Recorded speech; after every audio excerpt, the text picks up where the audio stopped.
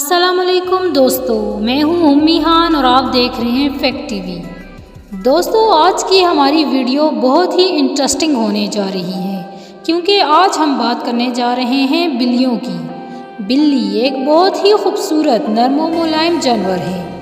پرانے وقتوں میں بلی کو پالنے کا مقصد صرف چوہے کھانا اور جہاں اناج کو محفوظ کیا جاتا اس کی حفاظت کے لیے رکھا جاتا تھا، کیونکہ بلی کیڑے مکوڑوں کا خاتمہ کرنے والا بہترین جانور ہے۔ لیکن اس کے بعد انسان بلی کو اپنے دوست اور پالتو جانور کی حیثیت سے بھی پالنے لگا۔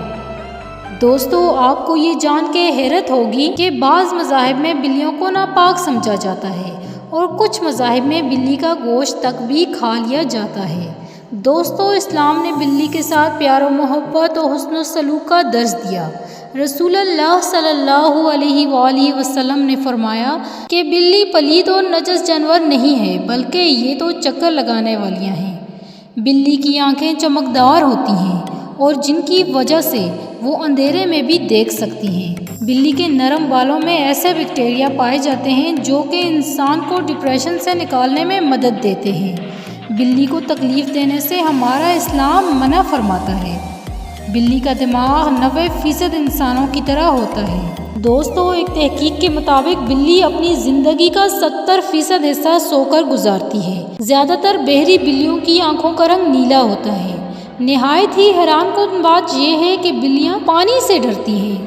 یاد رکھیں، بلیاں آپس میں کبھی بھی میاؤں کہہ کر مخاطب نہیں ہوتی۔ وہ جب بھی میاؤں کہیں گی تو وہ آپ سے ہی مخاطب ہوں گی۔ ماہرین کے مطابق بلی کی مونچھیں دراصل ایک سینسر ہیں جو کہ مختلف فاصلوں اشیاء کا پتہ لگاتی ہیں۔ ایک ریسرچ کے مطابق بلی کی مونچھیں تنگ جگہوں، چوہوں کے بلوں کی چوڑائی کا بھی اندازہ لگانے میں ماہر ہوتی ہیں۔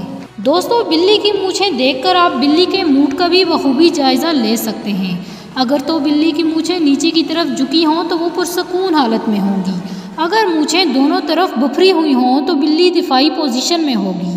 دوستو، بلی کو کسی بھی صورت ایذا دینا اسلام میں جائز نہیں ہے۔ اگر بلی خونخوار ہے تو اسے اسی جگہ سے بہت دور چھوڑ کر آ سکتے ہیں، مگر اس کو قتل کرنا بہت گناہ میں شامل ہوگا۔ دوستو، بلیاں جتنا وقت چلتی ہیں اس سے آدھا وقت خود کو چاٹنے میں صرف کر دیتی ہیں۔ دوستو، مزید انفارمیٹیو ویڈیوز کے لیے ہمارے چینل کو لائک، شیئر، سبسکرائب اور کمنٹس کرنا مت بھولیے گا۔ امی خان دعاؤں کی طلبگار آپ سے اجازت چاہے گی۔ خدا حافظ۔ اپنا بہت سارا خیال رکھیں۔